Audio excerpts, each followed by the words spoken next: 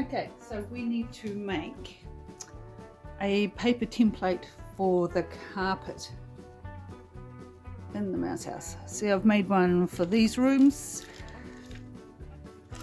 I'm just going to use those to trace around the fabric that I'm going to use for the carpet. That way we get the right shape and it's easier to put in. Right, so this is how we do it. See, I've already shoved a little piece of paper in there. It's got scraps of newspaper because, you know, some of us actually do still read in paper. Get it to where you want. If you've got any kind of nails on you, just crease a line with your nail. Remember, it doesn't have to be exactly on the mark. If it's a little too big, you can still trim or fold over the edges. So I'm just working where the corners are, because remember all my corners are nice and rounded. Just trying to leave a mark, and that way I'll know where to cut. Now with this one, because I want this to join through, I have to snip it. My floorboards are cracking as I'm walking on them. Okay, so I want to go up to the edge of the tiles in there.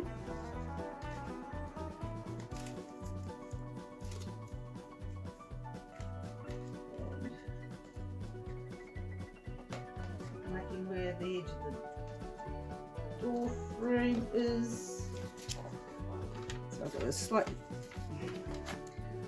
crease. I don't know how well you can see it on camera.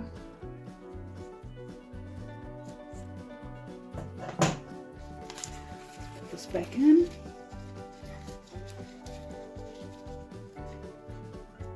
And got that there.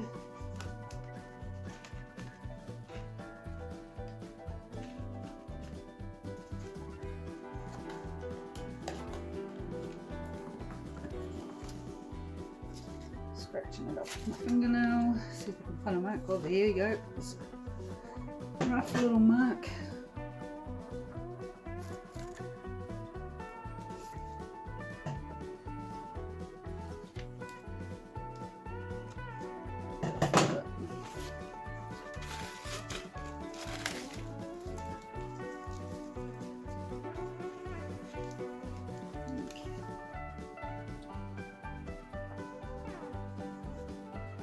Let's see if I can.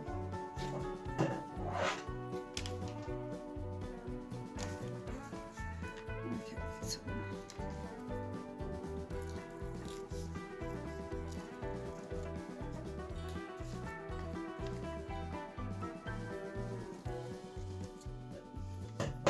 let's try it again.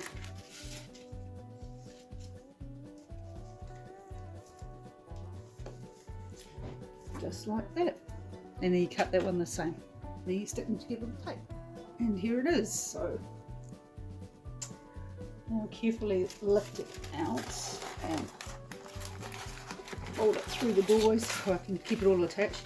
Right, you can see I've got it taped together with scraps of masking tape. You can see where the doorways are pushed through. Oh, I've got to trim that. You can see where the wall space is. So now I've got a pattern piece for cutting out the carpet or the flooring. So from the thrift store, I found these sort of velvety velour, hideous 70s, 80s kind of placemats with the braiding sewn around the edge, which I can take off really easily. I also found this cushion cover, which is kind of textured and lovely earth tones.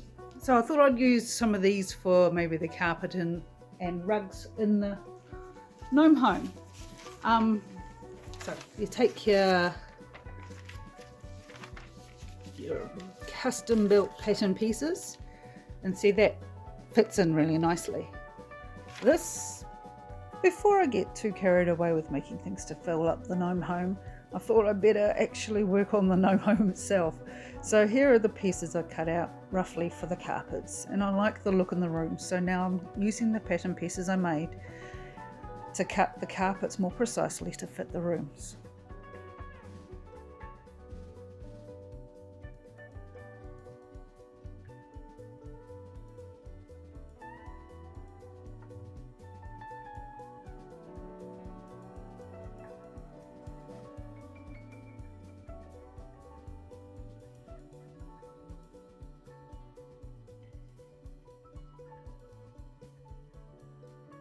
Yes, I know my fingers look in danger, but I can assure you all 10 fingers are still intact and no crafters were harmed in the making of this video.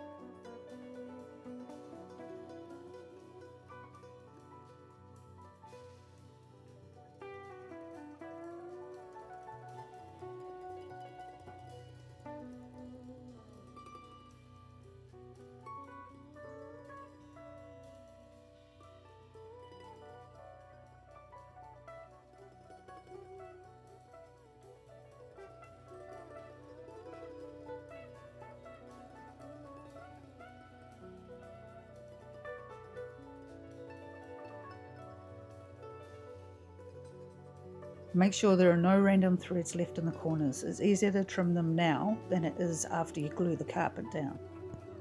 I'm just using an old paintbrush to spread regular old white glue all over the floor where I want to lay the carpet. Be thorough and get it right to the edges. Then smooth down the carpet in place. This is sped up, but you have to work reasonably quickly. Just using your fingers works really well.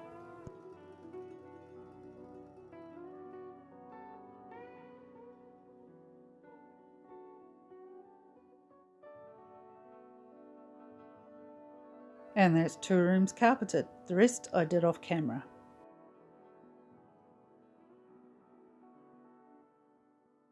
For the skirting boards and door frames, I'm using a sheet of EVA foam from the dollar store and I'm sealing it on one side with a coat of white glue. Mod Podge would work too if you had it instead.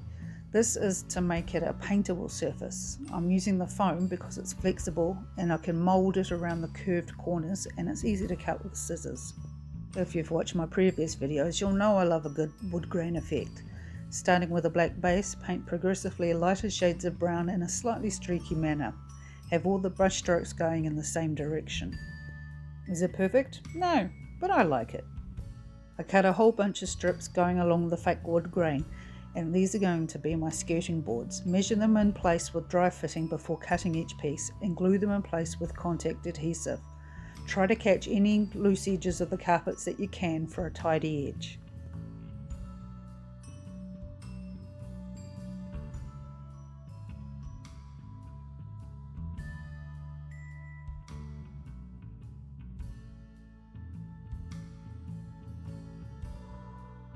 I made a template for most of the door frames out of cardboard and traced around it. Make sure you reverse the frame pattern piece for the opposite side of each doorway if your doorways aren't perfectly symmetrical, and keep the wood grain going in the same directions.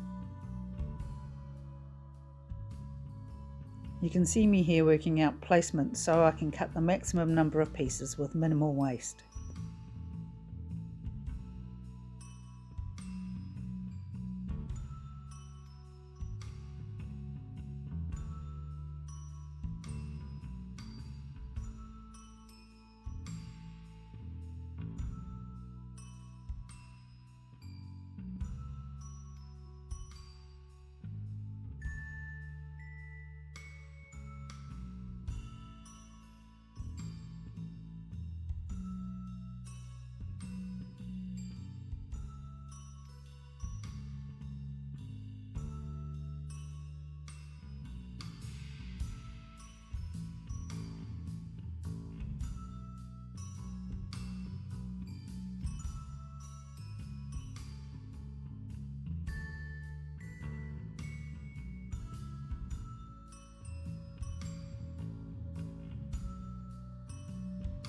One set of door frames ready to go.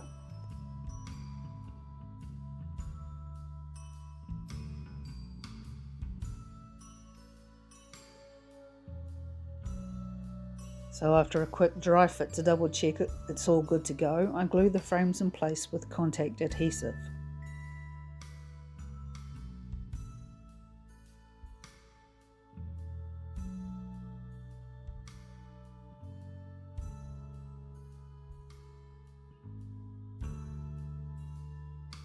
This tube of glue is nearly empty, but I'm determined to get every last drop.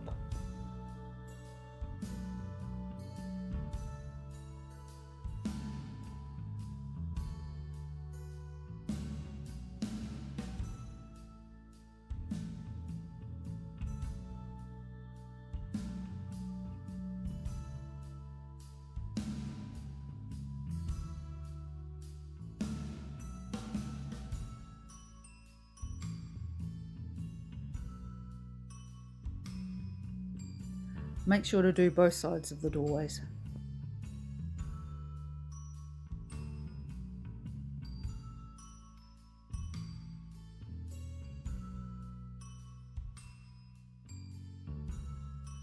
I have different plans for the external door frames, which I'll work on when I get to deal with the outside of the house, but for the interior door frames we still have work to do. The gap between the two door frames needs to be covered with a strip of the same foam to finish it off.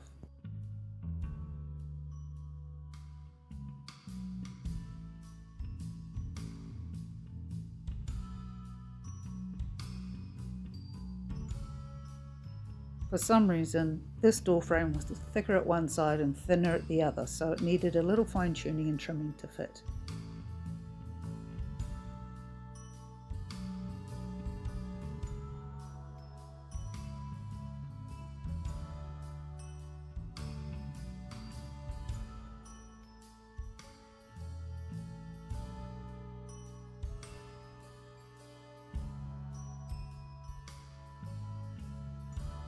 I'm really getting my money's worth out of this tube of glue.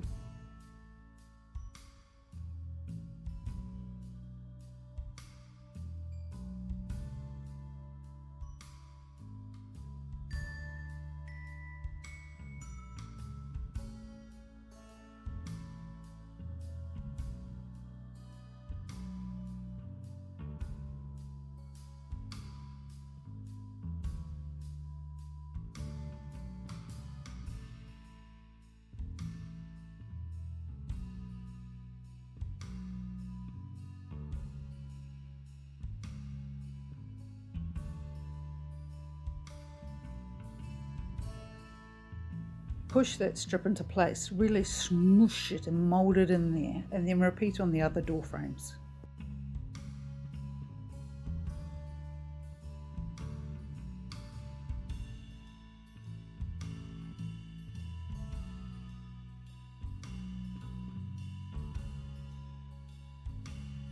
Let's take a look at the results.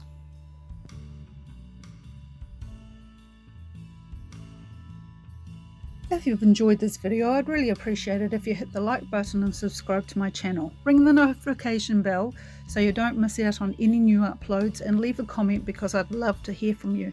It really helps my channel to grow.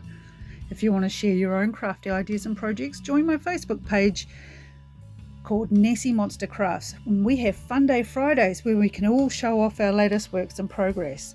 If you can afford it, please consider buying me a coffee. Links for both my Facebook group and coffee account are in the description below. Thanks for watching, and I'll see you next time. Bye!